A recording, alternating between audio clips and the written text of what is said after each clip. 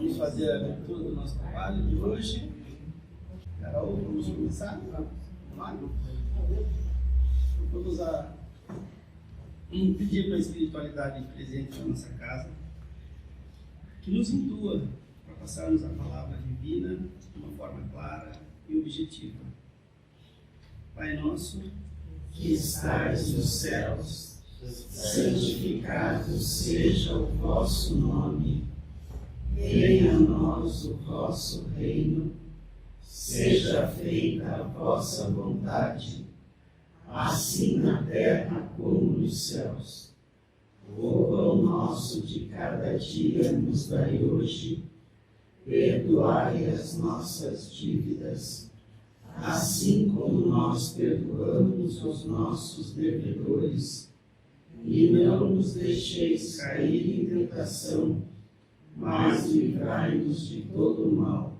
Que assim seja. Hoje nós vamos conversar sobre os laços familiares. Nossa palestra está embasada no Evangelho segundo o Espiritismo, no capítulo 14, e no Livro dos Espíritos, das questões 203 até a 221. Nós temos que fazer algumas ponderações iniciais para ficar mais pontuado o que nós vamos desenvolver aqui hoje, né? A hierarquia familiar, ela é alternada muitas vezes em várias encarnações. Pais podem ser filhos e filhos podem ser pais. Os espíritos não possuem sexos como aqui na Terra. Deus alterna os papéis de pais e filhos e sexo para que todos possam ter as mesmas experiências. Então nós somos criados no mundo espiritual por Deus, e a família espiritual ela é criada por espíritos simpatizantes. Então, espíritos que têm uma boa amizade, uma boa relação, eles se unem através dessa atração, dessa sintonia espiritual, e formam-se então as colônias espirituais. Por isso que tem aquele ditado que na casa do nosso Pai tem muitas moradas, né? Essas moradas elas são constituídas justamente por essa afinidade de pensamento e energia dos espíritos simpatizantes sobre aquilo que eles acreditam como verdade. Dentro dessas condições, quem cria o espírito é Deus. Não existe outra forma, como aqui na Terra, que são os pais que criam o corpo dos filhos, né? Espírito não cria espírito. Quem cria os espíritos é Deus. Através deles já criados, nós temos então essa condição, pelo seu próprio desenvolvimento, eles vão formando então esse processo de família espiritual através dessa questão de simpatia natural que vai se formando com um vínculo da convivência. Vamos falar um pouquinho então do início, né? Para compreendermos a família terrena, temos que começar entendendo primeiro a família espiritual. Nossas colônias espirituais, de onde os espíritos simpatizantes vivem e regressam após as experiências corpóreas. Então, antes da gente descer aqui e constituirmos a nossa encarnação e a nossa existência familiar, nosso convívio, nós temos esse convívio, na grande maioria das vezes, dentro dessa colônia espiritual. Ali estão colocados os espíritos que têm a mesma afinidade. Temos também os espíritos que nós temos algumas dificuldades, que também consideramos como karma, e que não necessariamente se encontram na mesma comunidade, mas que necessitam então vir dentro dessa situação da encarnação, da família, para poder resgatar eventuais divergências, para que no futuro então vivam em comunidade na mesma colônia. Mas eu acho que deu para entender essa característica, né? O desenvolvimento dos espíritos através das reencarnações é esse desenvolvimento que vai se tornando com que nós vamos sendo, cada dia que passa, mais simpatizantes e morando mais dentro da mesma colônia. Então temos a família com os espíritos simpatizantes, como também com os espíritos divergentes. Os espíritos divergentes talvez morem na nossa colônia espiritual do lado, né? Porque por afinidade não se consegue viver exatamente no mesmo lugar, porque senão ia dar discórdia. Então vocês imaginem no céu um espírito com treta com outro espírito passando no corredor e irá dizendo algumas coisas para um e para outro. Então existe isso justamente feito aqui no nosso campo. Lá eles são chamados para audiência, dentro da carta reencarnatória, poderem então assumirem o compromisso dessa existência. Sabedores que todos os espíritos se desenvolvem através do processo evolutivo, a reencarnação, nossas famílias são constituídas por espíritos que possuem afinidades comuns, como amizade, caridade, amor, como também aqueles que têm algum determinado motivo que se encontram em discórdia, através de desentendimentos de vidas anteriores. Então, as famílias elas são constituídas desses dois grupos de espíritos. Os laços familiares terrenos são criados no mundo espiritual e planejados dentro da sua carta reencarnatória. Então, a família ela é um projeto de Deus. E este projeto de Deus ele é firmado no mundo espiritual. Quando nós entramos no mundo material, nós começamos a execução do projeto que já foi definido. Cabe ressaltar que durante o período da erraticidade do espírito, que é o período que a gente não está encarnado, né? Quando estamos encarnados, nós estamos nas provas. E quando nós não estamos encarnados, nós estamos no cantinho do pensamento lá, né? Onde a gente faz uma análise de todas as funções e atividades que nós já desenvolvemos na última existência corporal, como nas demais. Então, o véu do esquecimento ele não existe no mundo espiritual, e nesse momento o espírito passa a ter lembrança do seu eu como um todo. E neste momento, ele passa, no momento da erraticidade, é o momento de ele fazer uma reflexão sobre o seu desenvolvimento material e o que ele aprendeu no seu caminho evolutivo moral. Neste caminho, as situações e as experiências que não foram tão edificantes, elas devem ser reparadas. E essas reparações nós chamamos então de karma, e esses karmas devem ser colocados nas reencarnações futuras para com que sejam reparados. Vale aqui um adendo que, para Deus, a gente nunca erra, né? E é muito difícil nós cometermos algum equívoco com Deus. Ele já sabe quem nós somos e sabe perfeitamente o que somos capazes de fazer. Afinal, nós somos filhos dele. Quando nós erramos com os nossos irmãos, que também são filhos de Deus. Então, essa reparação, ela tem que ser feita com o próximo e não com Deus. Isso é uma coisa que eu acho que tem que ficar bem interessante, porque muita gente diz que Deus castiga, que assina, tem todo um discurso sobre essa questão do Deus do Antigo Testamento, né? É como se Jesus não tivesse passado por aqui e não tivesse trazido a boa nova através da lei do perdão.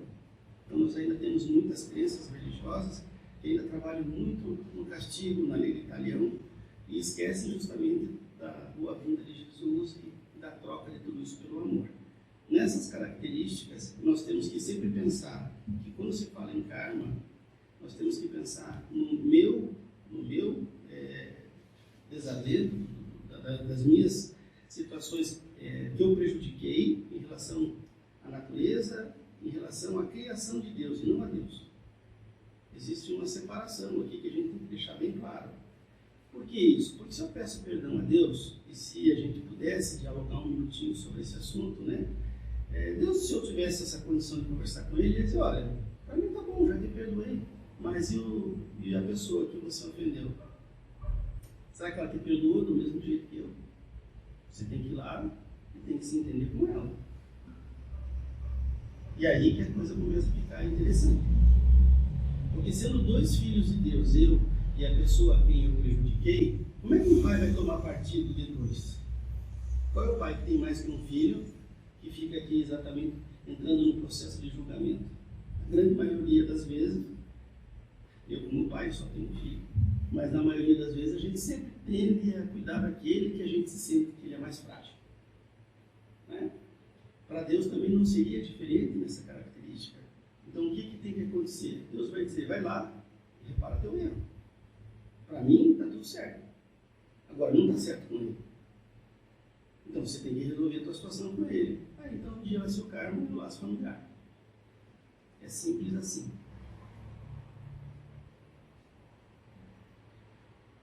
Os laços familiares então se iniciam nas nossas cartas reencarnatórias, num processo que antecede a vinda da matéria. É nesse instante que pedimos nossas provas para as futuras encarnações, como também as pessoas que irão conviver conosco nesta jornada. É aí que está a justiça de Deus. Ele vai me permitir, numa nova vida, eu reparar nos erros que eu cometi.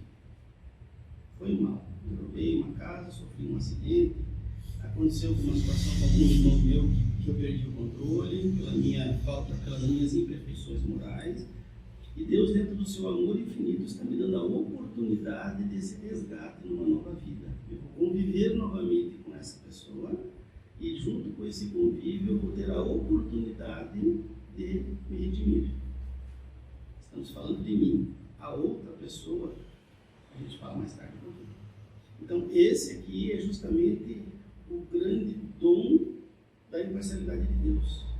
O grande amor incondicional que Ele tem pela criatura.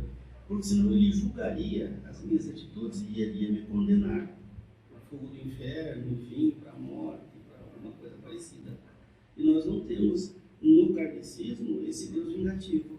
Nós temos um Deus corretivo.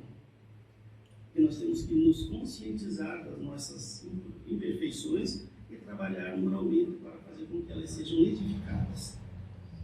Sendo nosso Pai Celeste extremamente justo, cria os laços familiares com espíritos afins para se auxiliarem mutuamente ou oportunizar a resolução possível de desentendimentos gerados nas existências anteriores. Então, como que é isso? Na família, nós temos sempre aquelas pessoas que temos mais afinidade, que a gente tem mais conversa, a gente tem mais intimidade de contar as nossas coisas, e temos sempre pessoas com que a gente não se sente muito à vontade para isso. Geralmente, quando a gente não se sente muito à vontade, está ali o karma. Quando é aquela pessoa que eu digo, não sei porquê, mas não vou com o rosto dele, não me transmite confiança, eu não sei, eu não acredito naquela pessoa. Aí é o esquecimento que está colocando uma trava na minha consciência, mas o meu sentimento não se consegue se travar no esquecimento. Eu sou o que sou através da sinceridade das minhas emoções. As minhas emoções que vão me levar a Deus através do amor puro, é ela que manifesta sobre o meu ser exatamente as minhas imperfeições e as minhas intuições. Então, ouvir as nossas emoções é fundamental para o autoconhecimento. Então, nessa condição, na nossa família, ela vai ser constituída de espíritos simpatizantes que vão me auxiliar a fazer a prova e vai compor aqui na família. Agora vamos estender um pouquinho a família, vamos colocar a família como sociedade também, meio onde eu vivo, e ali pode ter pessoas que eu efetivamente tenho algumas questões a serem resolvidas e tenho essa posição. Muitas vezes eu tenho situações comigo mesmo, né? Por exemplo, eu maltratei demais o meu corpo através de vícios, através disso, daquele outro. Cheguei a vir falecer com essa característica. E na outra existência eu terei sequelas em relação a isso. Chegarei aqui já com alguns problemas de saúde já de nascença. E aí o que acontece? Sabedor das que eu vou enfrentar esta prova nessa existência, Deus permite com que espíritos simpatizantes venham comigo. Então a gente vê pessoas que têm câncer, vê pessoas que estão doentes, pessoas que ficam acamadas, pessoas que já vêm com síndrome de Down, pessoas que vêm com necessidades especiais, e de repente você vê ali 2 ou 3 santos ali, que basicamente acabam com a sua vida, renegam dela em prol daquele ser que está ali.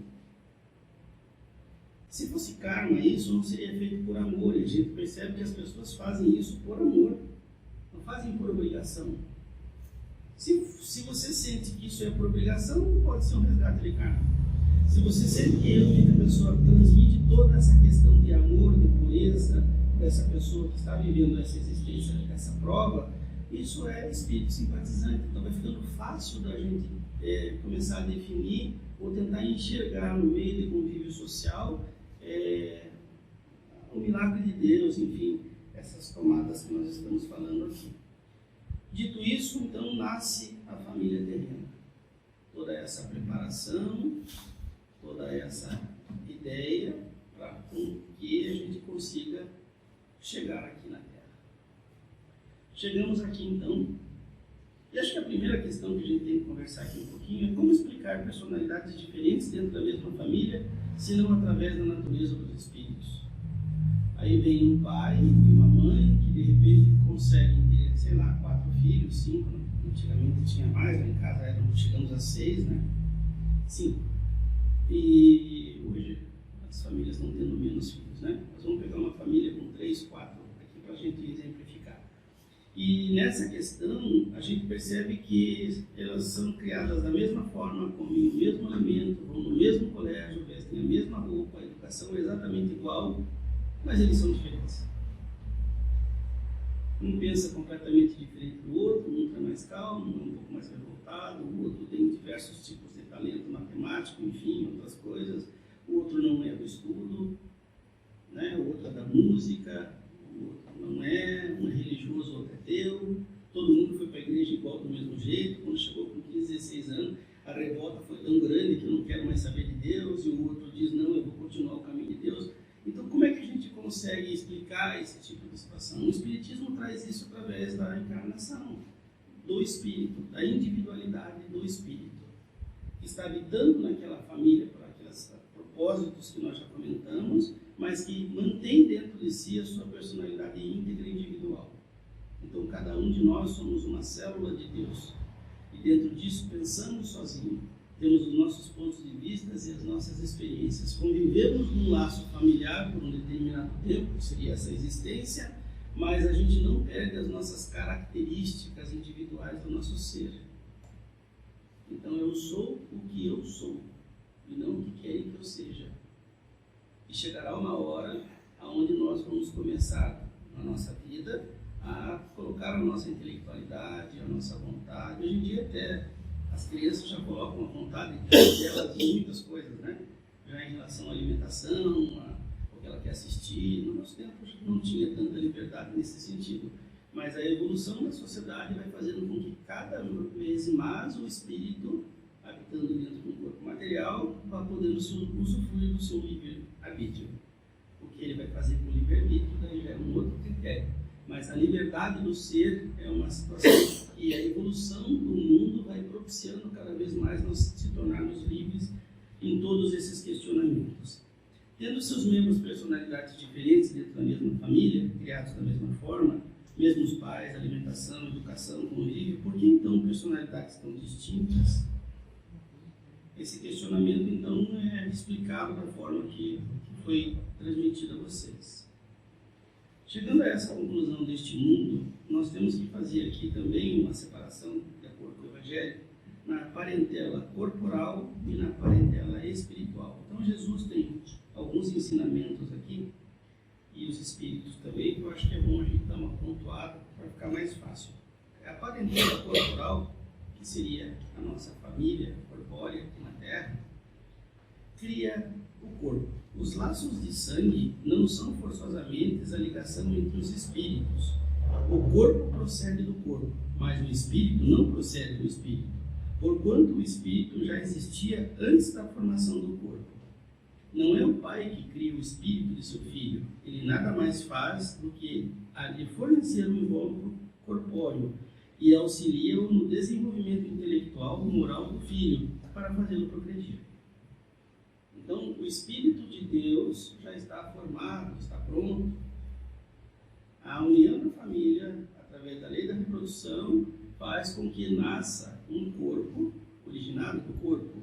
Por isso que nós temos os mesmos traços, de aparência de pai, de mãe, às vezes algumas doenças genéticas e hereditárias, porque a formação dela é feita em cima dos corpos materiais. Sobre esse corpo, então, Deus permite com que um espírito que venha para essa prova, ou para este auxílio da prova de alguém, um espírito simpatizante, venha então a nascer naquela região, naquela família. Isso então é parental, corpo físico. O espiritual, ou seja, os espíritos são criados por Deus e simpatizantes entre si. Como que se cria o espírito? Deus cria o espírito. E nós vivemos nas colônias, como já foi colocado. Não são criados pelo sangue, sim pelo mundo espiritual. Logo, os verdadeiros laços da família, tais como a simpatia e comunhão de ideias, os quais aproximam os espíritos antes, durante e depois das encarnações. Então, nessa questão, voltamos àquilo que a gente já passou aqui. 2 seres nascidos de pais diferentes, que aqui na Terra nós consideramos como amigos, podem ser mais irmãos pelo espírito do que se fossem pelo sangue. Então, muitas vezes você tem um colega de trabalho que se torna um amigo, um ente da família, um primo, alguma outra pessoa, e que você tem uma facilidade de se abrir, e você realmente considera essa pessoa como sua amiga.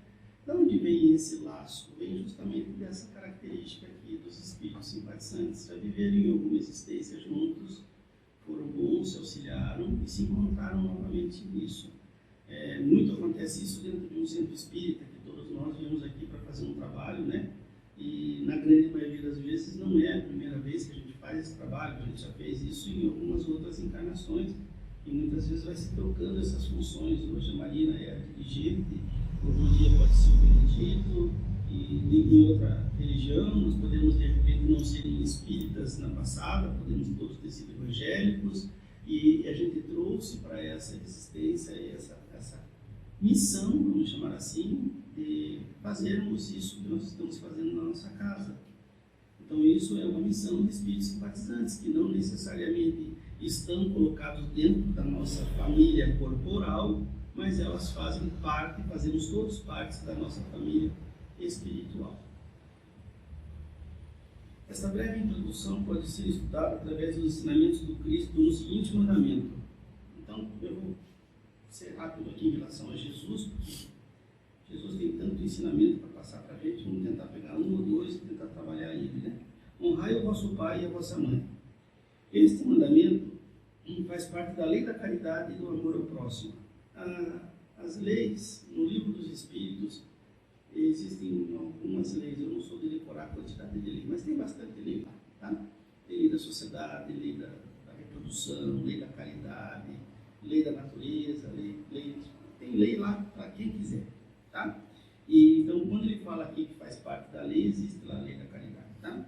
Visto que não se pode amar o seu próximo, aquele que não ama seu pai e sua mãe. Então, vou repetir aqui, ó. Este mandamento faz parte da lei da caridade e do amor ao próximo. Visto que não se pode amar ao seu próximo, aquele que não ama seu pai e sua mãe, seu marido, seu filho e seus avós. Então, às vezes a gente fica perguntando por que eu não vou bem nos meus relacionamentos, por que eu não encontrei a minha cara metade, por que meus amigos não gostam de mim, eu não sei lá o que cada um tem na sua mente, né? Mas dentro desse sentido, às vezes o probleminha está lá atrás. Às vezes está dentro do núcleo familiar. Eu, talvez por essa questão de karma, eu não consegui me entregar a essa questão de amor ao pai e mãe. Eu já começo a julgar o meu pai e minha mãe, já começo a ver os defeitos dele 24 horas por dia e não propicio essa oportunidade divina de aproximação com ele. Ou seja, eu tenho uma oportunidade de perdão, de viver no Cristo dentro da minha própria família, mas às vezes ainda a minha imperfeição moral não me permite fazer isso. E se eu não consigo fazer esse mandamento de honrar meu pai e minha mãe nessa questão, eu vou ter dificuldade na minha vida como um todo. Porque quando eu me encontrar novamente na mesma situação com outras pessoas, o meu egoísmo também vai falar mais alto e eu vou dizer, não, eu sou melhor, não, isso aí não funciona assim. Por que eu vou me doar se a pessoa não se doa, né? Eu sempre vou exigir isso. Já o termo honrar é mais um dever para com eles, a piedade filial. Então, o honrai o vosso pai, a palavra honrai aqui, ela tem esse sentido da piedade filial. O que é piedade filial? Os filhos devem amar, respeitar e oferecer suporte e submeter-se tanto a seus pais quanto a qualquer membro de sua família que tenha mais idade, como os avós ou até irmãos mais velhos. Portanto, honrar o seu pai e sua mãe não consiste apenas em respeitá-los, é também assisti-los na necessidade, é proporcionar-lhe repouso na velhice, é cercá-los de cuidados como se eles fizessem como eles fizeram na nossa infância. É a oportunidade de nós desenvolvermos o sentimento da gratidão.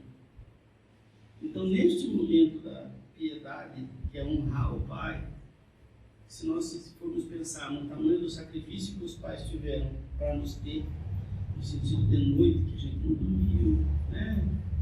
Minha mãe aí e pai sabem exatamente os perrengues que é cuidar de uma criança pequena. Então, quando chega no momento da velhice, a gente, na realidade, temos que retribuir a mesma situação. E muitos filhos não fazem isso.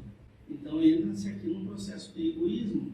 Eu não consigo reconhecer aquilo que fizeram por mim.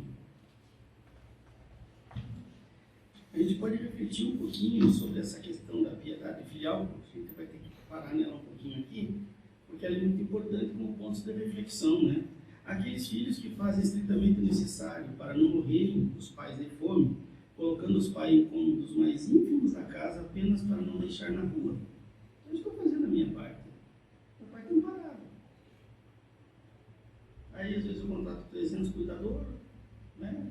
Mando passeio de vez em quando, encontro uma forma. Aqueles que não fazem de má vontade, os obrigam na velhice, descarregando sobre eles o peso do governo da casa. Quantos e quantos pais aposentados que deram duro para criar seus filhos, e quando chega na hora de gozar a vida, aproveitar a vida nesse sentido, os filhos voltam para dentro de casa, perderam o emprego, se separaram, trouxeram a criança pequena para tomar conta, daqui a pouco o pai está cuidando do neto, do bisneto, o filho já está no terceiro casamento, mais ou menos, e os pais estão ali. Daí ainda pega o cartão dele e vai fazer o empréstimo consignado. Daqui a pouco o pai não sabe porque não tem o dinheiro em casa. E os filhos que já cresceram, que são adultos, continuam ainda na mesma situação, considerando-se como criança e cobrando uma obrigação do pai como se ela fosse eterna. Aqueles que... será que então cabe os pais mais velhos e mais fracos servir os filhos mais jovens e mais fortes? Teria a mãe vendido o leite quando amamentava? Porque poderia também ter uma cobrança nesse ponto, né? Então a mãe poderia, quando ele chegou lá com 18 anos, dizer: eu terei tantas mamadeiras, a tua conta aqui é mais ou menos essa, né? Então você faz favor, você compareça que paguei no colégio lá, você precisa de um caderno tal dia, a listinha aqui de quanto você custou, talvez também desse para fazer isso, né? Contou porventura as suas vigílias, quando eles estavam doentes, os passos que deram para obter o que necessitavam? Será que os pais, eles medem esforços em cuidar dos seus filhos? E muitas vezes os filhos não retribuem na mesma situação, né? Os filhos não devem a seus pais só estritamente o necessário, devem também, na medida que puderem, os pequenos supérfluos, a solitude, os cuidados amáveis, que são apenas a gratidão do que receberam como pagamento de uma dívida sagrada, o nascimento e o cuidado da infância. Essa é a piedade filial grata de Deus. Desta forma, Deus quis mostrar que o amor deve se juntar ao respeito, às atenções, tudo que envolve a obrigação de cumprir-se para com eles, tudo o que a caridade ordena. Então, muitas vezes a gente vai fazer a caridade fora da casa, porque fora da casa alguém olha para nós e nos diz: nossa, como ele é gentil e bom. E chega dentro de casa, é uma tragédia. Então, nós temos que refletir um pouco sobre isso, né? Sobre a instituição da nossa família e esse posicionamento. A sociedade tentou se organizar e está se organizando, né, dentro do nosso processo evolutivo. Eu tento ser um pouco otimista com a nossa sociedade, sabe? A gente fala muito mal dela, mas se a gente olhar um pouco para trás, de 100 anos atrás, eu digo que a gente vive bem melhor hoje. Está perfeito? Não, não está. Um dia vai estar? Não sei, acho que não, porque a perfeição não é daqui. Mas nós temos hoje até uma organização social muito forte, chamada Lei do Idoso. Então teve que entrar o Estado para intervir numa coisa que não haveria necessidade, que seria uma, entre aspas, uma obrigação dos filhos e da família, mas os filhos, por serem negligentes em relação a esse momento, nós temos que socialmente impor uma lei para cuidar daquele que me cuidou. Olha a inversão de valores que nós estamos vivendo na sociedade atual. Se nós tivéssemos um pouco mais de religiosidade, eu acho que nós teríamos menos essas condições que nós estamos conversando hoje aqui. Em outro ensinamento, Jesus fala: quem é minha mãe e quem são meus irmãos? Conta que reuniu-se tão grande multidão que eles nem sequer podiam fazer uma refeição. Entretanto, tendo sua mãe e seus filhos ficado do lado de fora da casa, mandaram chamá-lo. O povo que estava em torno dele lhe disse: tua mãe e teus irmãos estão lá fora e te chamam. E Jesus então responde: quem é minha mãe e quem são meus irmãos? E disse: eis aqui minha mãe e meus irmãos, pois todo aquele que faz a vontade do meu Pai, este é meu irmão, minha irmã e minha mãe. Aqui está o ensinamento da parentela corporal e da parentela espiritual. Então aqui Jesus deixa bem claro isso, porque aqueles que estavam para ouvir a palavra de Deus são espíritos simpatizantes com um objetivo, ou são espíritos ignorantes querendo se tornar mais sábios e mais simpatizantes. E existe então a parentela corporal, que era a mãe e os seus irmãos. E Jesus aqui faz exatamente essa mesma distinção. Há, pois, dois tipos de família: a família pelos laços espirituais e as famílias pelos laços corporais. A família espiritual, ela é durável, se fortalecem pela purificação e se perpetuam no mundo dos espíritos. A corporal, ela é frágil como a matéria, se extingue com o tempo e muitas vezes se dissolve moralmente já na existência atual. Então a família começa muito bem, chega material, corpórea, chega um determinado momento, nós crescemos um pouquinho, começamos a questionar os nossos pais, casamos, constituímos as nossas próprias famílias e se segregamos. Ao invés das famílias aumentarem e aquele ser que veio para habitar na nossa família, no caso a minha esposa, somar com a minha família, eu não sei por que isso se divide. Então as famílias que poderiam se juntar à minha família e à família da minha esposa e constituir uma família maior, a gente começa um processo de segregação, justamente por essa nossa imperfeição, por esse nosso egoísmo, de acharmos que temos que viver dentro da nossa verdade. Abrir um parênteses só um pouquinho aqui para falar sobre o egoísmo, sobre uma fase do egoísmo que fala sobre a ingratidão dos filhos, né? E também dos pais, no seu laço familiar. Então, lá no início, nós comentamos aqui que os pais e os filhos trocam de papel. Então, entende-se aqui também isso que nós estamos conversando para os pais, como também para os filhos, né? Tudo depende da encarnação que eu estou vivendo e da forma pela qual eu estou sendo colocado. A ingratidão é um dos frutos mais diretos do egoísmo, mas os filhos para com os pais apresentam um caráter ainda mais odioso. Embora o espírito tenha aceito a prova de convívio familiar, muitas vezes através de suas imperfeições morais e do véu do esquecimento, mantém sua natureza e tendências inferiores em seus corações, voltando a viver na base do egoísmo.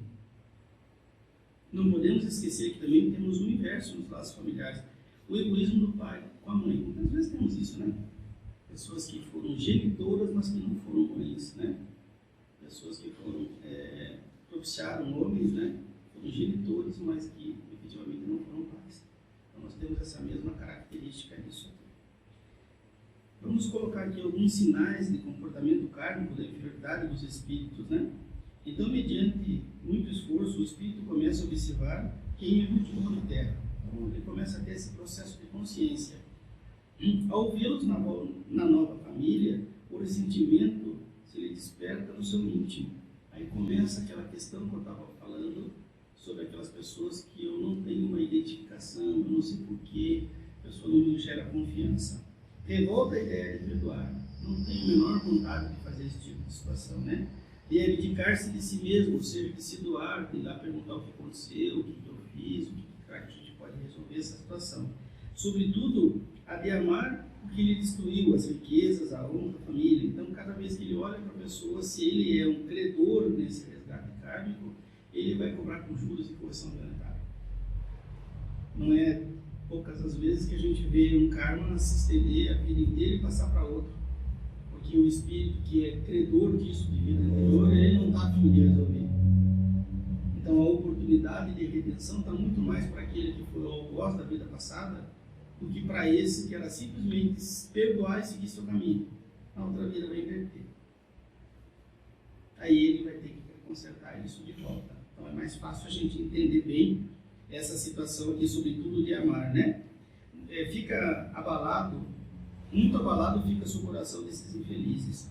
Eles hesitam, vacilam, agitados nos sentimentos contrários, sendo a convivência com quem odiou constitui terrível prova. Prefere sair de casa, não volta mais para casa. Quantos pais e mães aí, o pai fica 10 anos, 20, 30, não sabe nem o paradeiro do filho. Nós temos histórias assim que a gente vê nos jornais, né? Que o filho simplesmente sumiu, ou o pai também, né, nessa questão.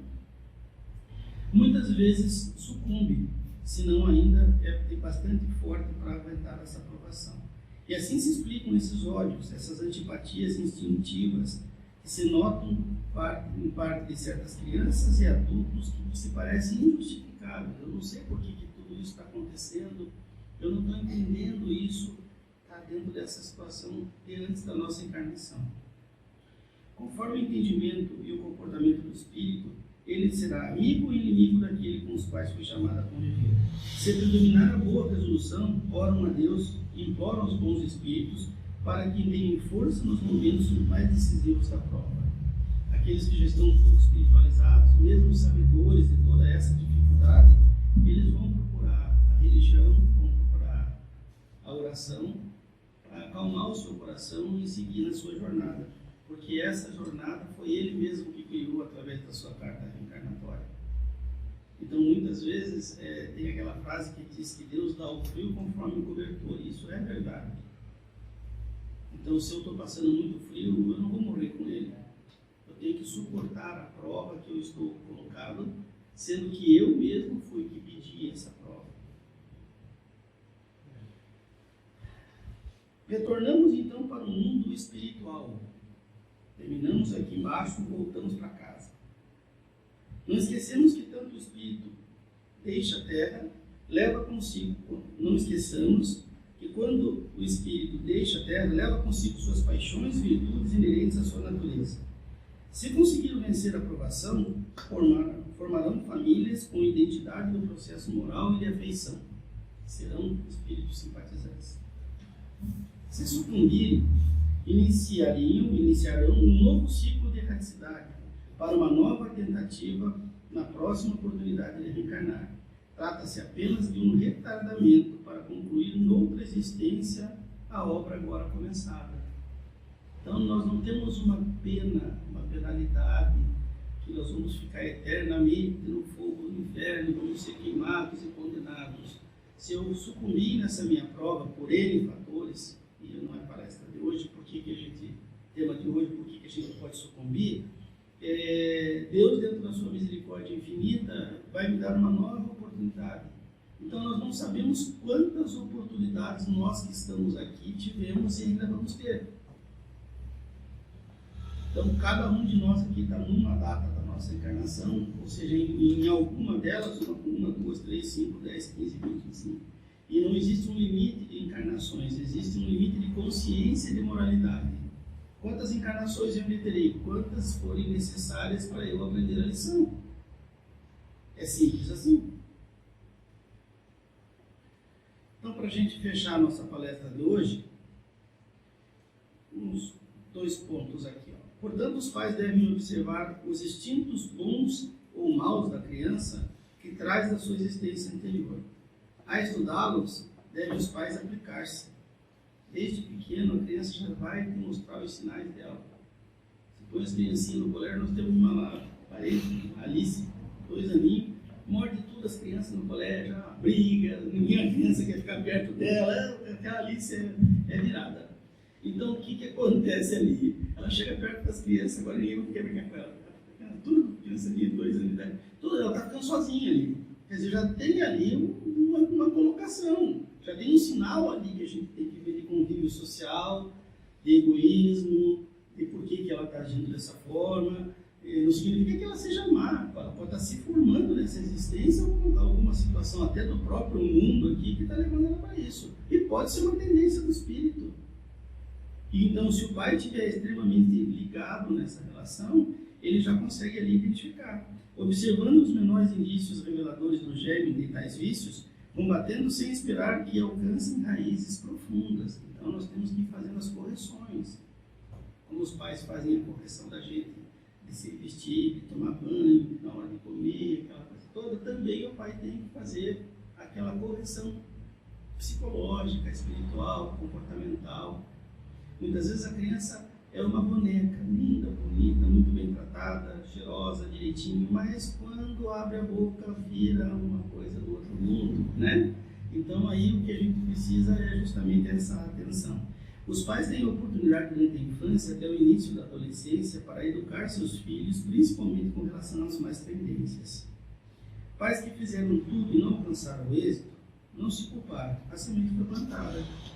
Se não deu certo, eu fiz a minha parte, o ônus passou para o outro, né?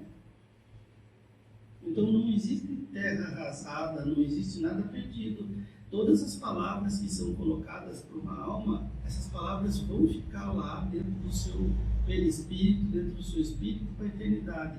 E no dia que ela achar que ela deve ativar aquele aplicativo e voltar atrás, vai estar tudo ali registrado, os bons conselhos que ela teve, até de pessoas que ela não conhece. Então, quando a pessoa ela se encontra com Deus, ou se encontra nessa mudança de existência, que a Igreja Católica fala muito, que não se pode encontrar Jesus se não nascer de novo, né? Que é justamente essa condição do nascer de novo, é quando eu vou virar essa minha chave e começar a querer procurar Jesus. Quando eu virar essa chave, todo esse ensinamento é como se fosse um backup, e aquilo entra tudo dentro da mente da gente, e começa a vir certos conhecimentos que dizem, mas eu não sabia que eu pensava desse jeito. Estava guardadinho ali, não se perde nada. Tudo isso que nós estamos conversando aqui hoje vai ficar para a eternidade na cabeça de todo mundo.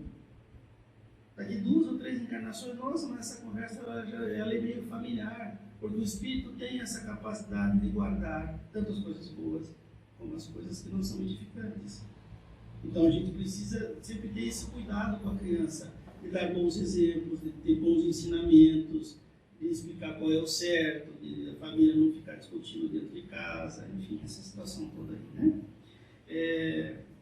Santo Agostinho, ele fala assim, então antes de Santo Agostinho aqui, outra coisa interessante, ó.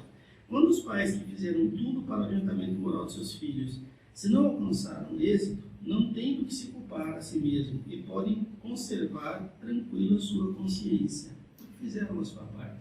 Era o filho, era esse espírito que ainda não estava pronto. Eu fiz tudo, botei a minha cabeça no travesseiro, dormi, fiz o melhor do que eu podia fazer, deu errado, deu.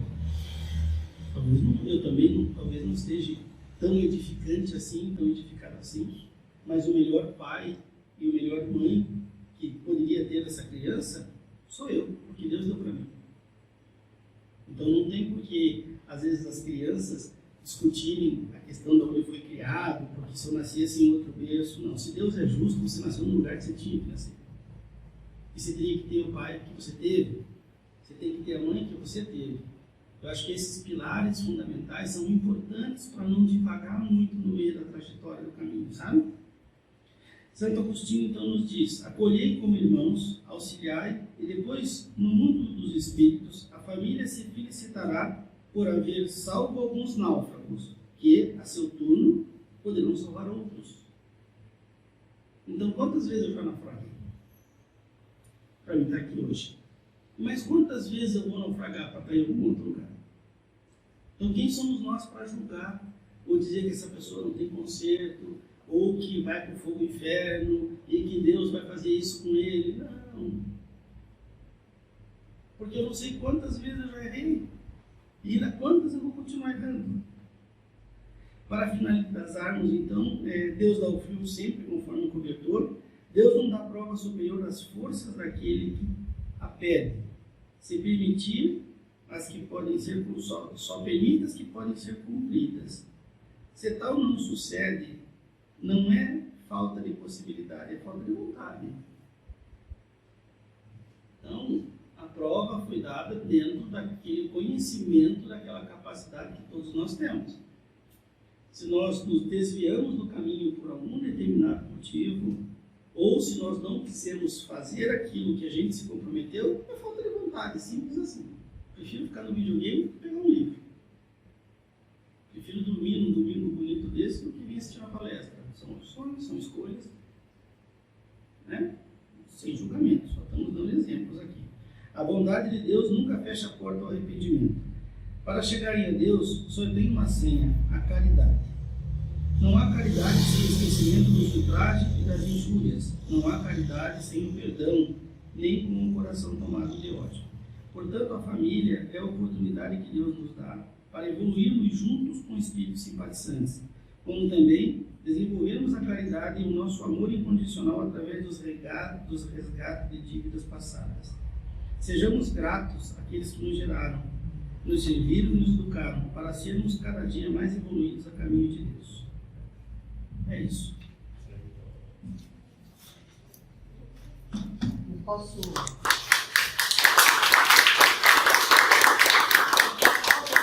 Sandra? Pode, vem. Nós tínhamos uma médium que trabalhava aqui na casa, Sandra, alguém deve lembrar dela. Ela teve uma filha, e essa filha não falava. Não falava, já estava com quase 5 anos, ela tinha levado já em psicólogo, isso e aquilo, a menina não falava. Então tinha algum problema. Aí levou num psicólogo renomado, que não sei mais o que, pagou uma consulta cara para ver o que dizia dessa criança. Aí sentaram ali as duas na frente do médico e ela contou para o médico o que estava acontecendo. Nisso a menina bateu na mãe assim e disse: mãe, eu quero fazer xixi. Aí ela não sabia o que fazer. Só para contrariar. Dali começou o inferno dela até mais ou menos os seus 18, 19 anos, porque ela só aprontou. Hoje ela é uma excelente mãe, uma excelente filha, que dá um valor para a mãe muito grande, mora lá na Croácia, que é a Tracy, né? Mora na Croácia, mas é uma, assim, mudou, até essa idade, ela infernizou a mãe a dizer chega. Ela chorava por causa dessa filha.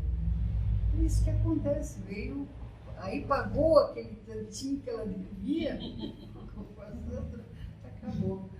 Vamos ficar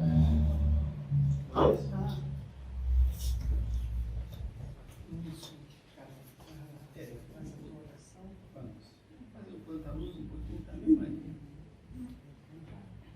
Quanta luz neste ambiente, descendo sobre nós, vibrando em nossa mente. Quanta luz, quando assim em prece, como a alma cresce aos olhos de Jesus. Quanta luz, pois em oração a voz do Mestre fala ao nosso coração. Quanta luz descendo sobre nós, quanta luz, quanta luz.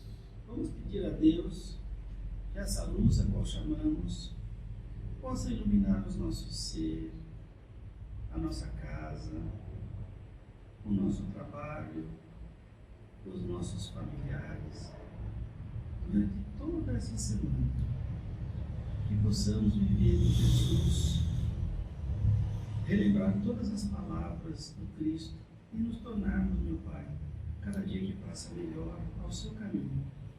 Que assim seja.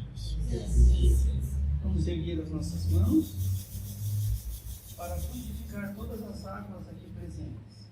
Elas se tornem um remédio, tanto para o corpo como para a alma de todas as pessoas que delas se servirem. Pedimos também uma bênção especial para os nomes que se encontram nos nossos livros de orações e dentro do coração de cada um de nós. Que o Senhor, meu Pai, dentro da sua bondade infinita, atenda a todos os pedidos dos seus filhos. Que assim seja. Que assim seja.